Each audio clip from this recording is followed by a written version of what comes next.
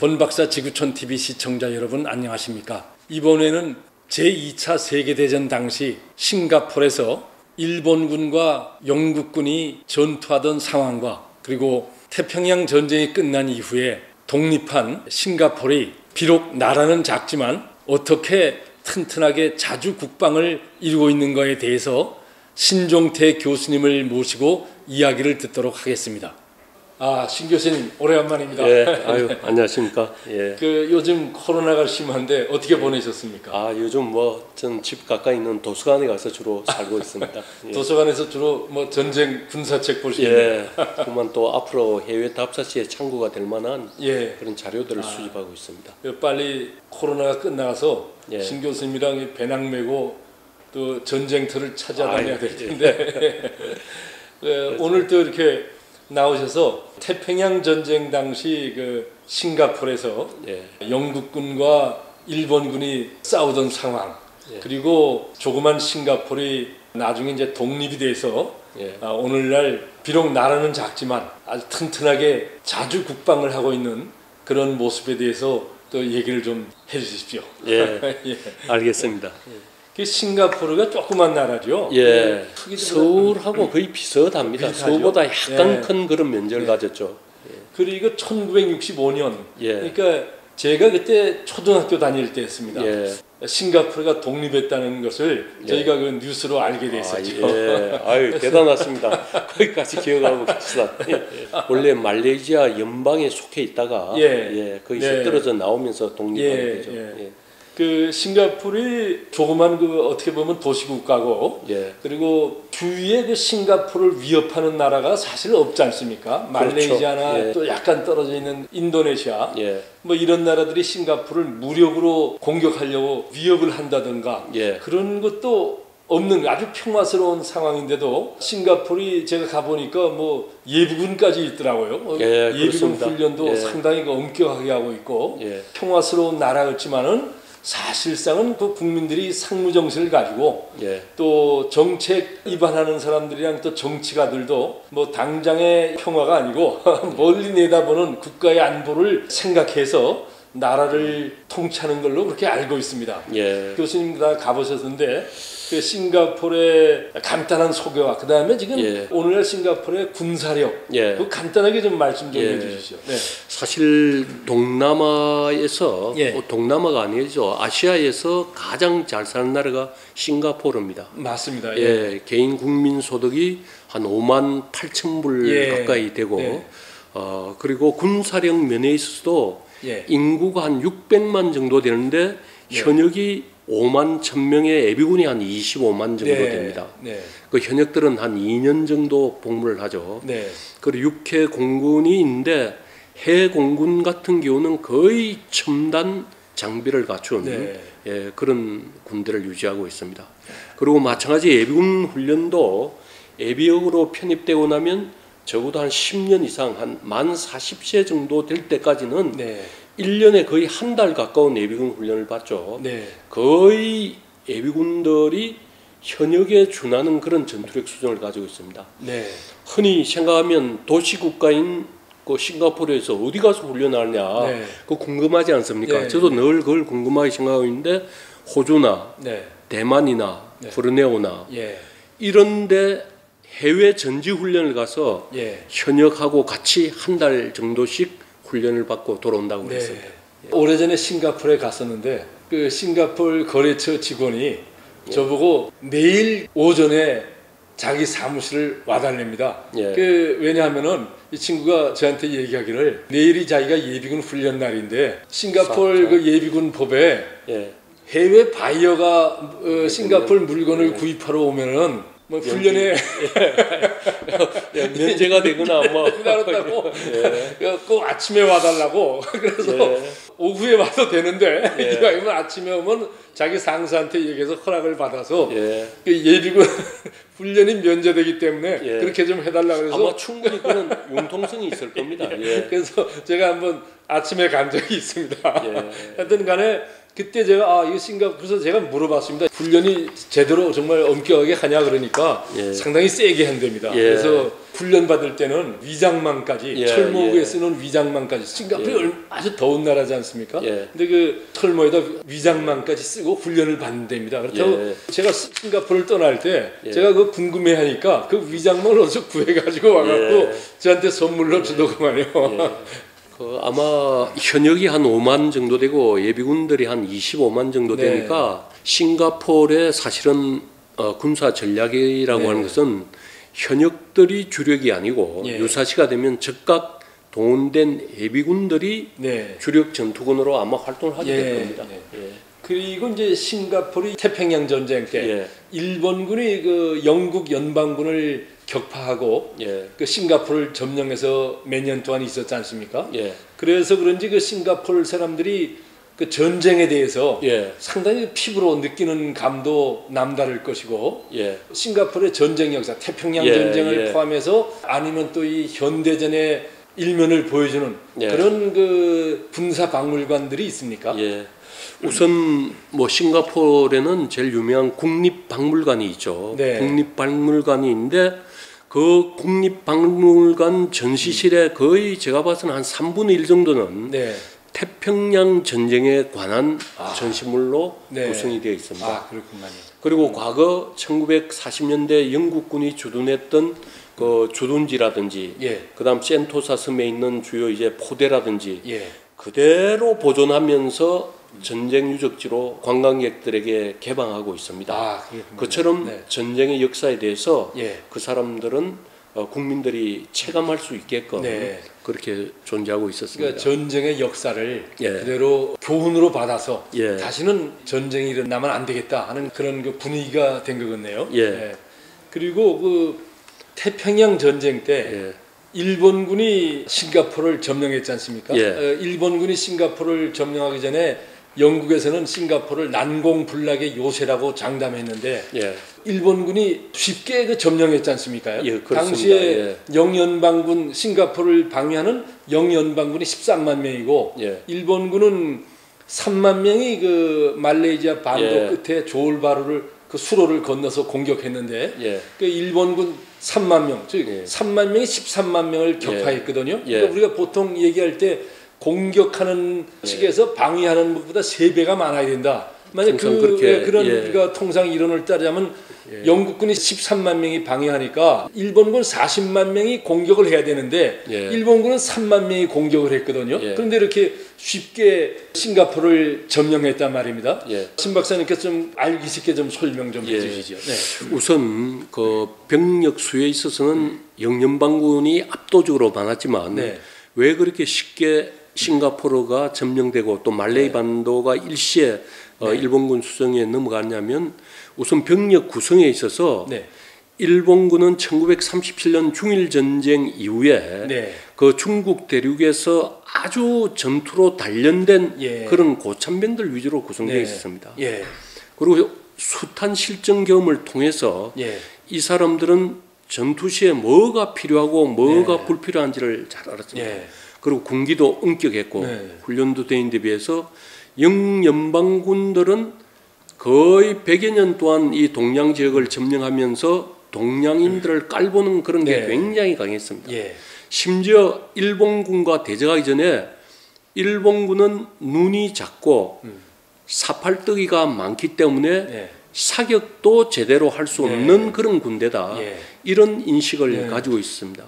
그러나 막상 실전이 벌어지니까 정반대의 현상이 나타났죠. 그리고 또 풍족하고 식민지 지배 국가에서 아주 안락하게 생활하는 군인들이 갑자기 전투가 벌어졌을 때는 일본군과 상대가 되지가 않았습니다. 물론 이제 말레이 반대 상륙에서 싱가포르까지 왔을 때 일본군도 보급품이 거의 다 바닥이 났죠. 맞습니다. 거의 뭐 실탄도 떨어진 상태였는데 그런 상태임에도 불구하고 끝까지 싱가포르를 점령하겠다는 의지만은 강했죠. 맞습니다. 그런데 코너에 몰린 영국군은 많은 병력을 가지고 있음에도 불구하고 쉽게 그냥 일본군에게 이제 항복을 해버렸던 거죠. 그러니까 어떻게 보면 좀 우리나라 상황에도 좀 대입할 수 있을 것 같은데요. 지금 북한이 뭐 경제적으로 어렵다 그러지만은 북한군은 지금 의무 복무 기간이 10년이지 않습니까? 10년 이상씩 하죠. 우리나라는 지금 1년 반 정도 하니까 이게 동계 훈련은 한 번밖에 못 한단 말입니다. 뭐 제 개인 생각이지만 그런 게 좀 저도 우려스럽습니다.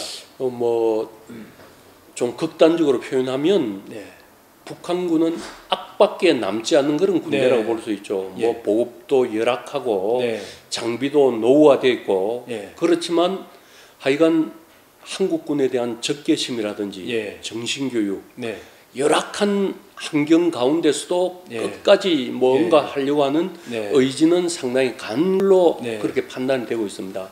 그에 비해서 우리 한국군은 그들에 비해서는 훨씬 우수한 장비와 또 좋은 체력을 가진 질 높은 그런 병사들로 구성되어 있지만은 그 의지면에 있어서는 과연 북한군의 의지를 꺾을 수 있을지 그거는 좀 더 심도 깊게 한번 생각을 해봐야 될 것 같습니다. 개인적으로 좀 저도 그런 점이 우려가 되는데 저 옛날에 그 징기스칸이 뭐 그 몽고에서 시작해서 저쪽 그 유럽의 헝가리 이런 데까지 다 점령했지 않습니까? 또 인도 북부까지도 점령하고 그런데 그 징기스칸이 병력을 운영하는 그 원칙을 갖고 있더구만요. 그 중에 하나는 병사들은 잠자리를 험한 잠자리를 주라. 그다음에 먹는 거를 조악한 거를 주라. 그래야 이 군인들이 강병이 된다.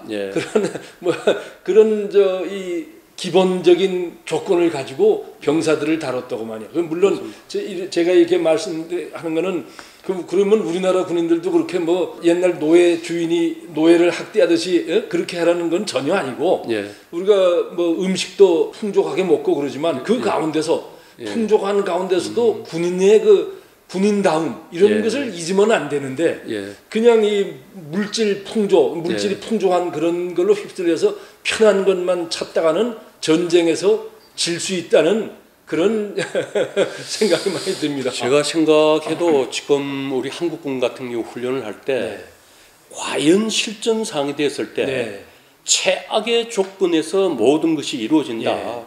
그런 점은 분명하게 주지를 시켜놔야 됩니다. 맞습니다. 전쟁의 역사를 보면 뭐 전투하면서 하루 이틀 굶는 건 예사로 굶거든요. 그리고 뭐 하루 이틀 정도는 또 전혀 잠을 못 잔 상태에서 작전을 해야 되는 경우도 허다합니다. 그거는 뭐 과거의 전쟁이나 최근에 있었던 이라크 전쟁, 뭐 아프간 전쟁에서도 실제 우리가 많이 보고 있거든요.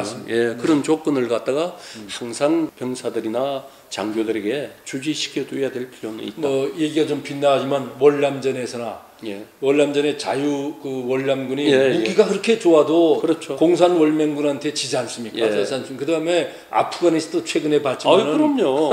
아프가니스탄 군대가 무슨 그 조악한 그 무기들만 갖고 있는 군대한테 졌단 말입니다. 인류 역사 전쟁을 보면은 부자 나라라고 반드시 가난한 나라한테 이기는 건 전혀 아니고 오히려 가난한 그런 나라들이 부자 나라를 공격해서 로마 제국이 망할 때도 마찬가지고 그런 인류의 역사인데 여러 가지로 좀 우려되는 점이 많습니다. 그러니까 잠깐 얘기가 빗나갔습니다. 그리고 신 교수님 이거 좀 지도 좀 뭐 설명해 주시죠. 빨간 것이 일본군이 진격로고 싱가포르이 여기고 잠깐 설명해 주시죠.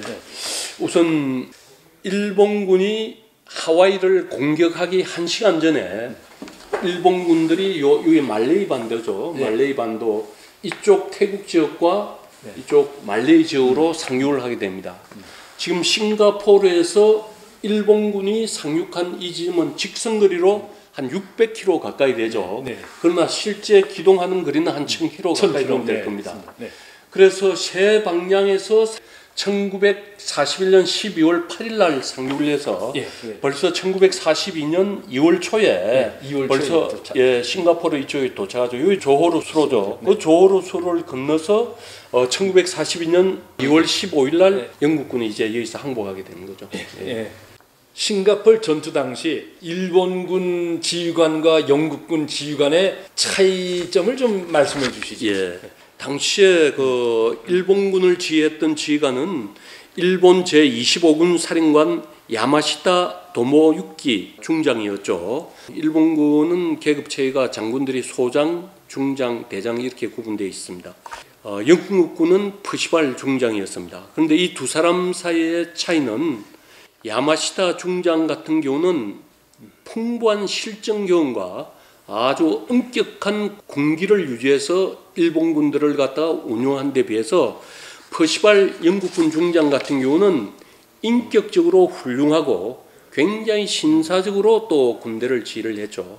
그러나 막상 최악의 순간에 들어갔을 때 야마시타 중장 같은 경우는 끝까지 싱가포르를 함락해야 된다는 그런 의지가 충만한 데 비해서 이 퍼시발은 그 의지를 이기지 못하고 일본군이 숱한 허점을 가지고 있음에도 불구하고 결국 항복하게 되어버린 겁니다.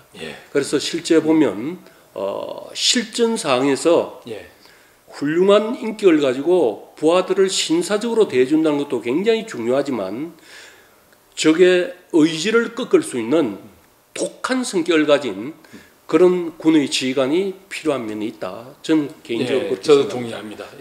항복하기 전에 영국군과 일본군 대표들이 만나서 회의를 할 때 그러니까 야마시타 장군은 무조건 항복을 하라 그러고 그렇지 않으면 우리가 총공격을 하겠다. 사실 허풍이죠. 그러니까 퍼시벌 중장이 조건부라면 항복하겠다 그러니까 그렇게 머뭇머뭇하니까 야마시타 중장이 책상을 주먹으로 내리치면서 yes or no 그러니까 그만 퍼시벌 장군이 놀라갖고 yes 그랬지 않습니까?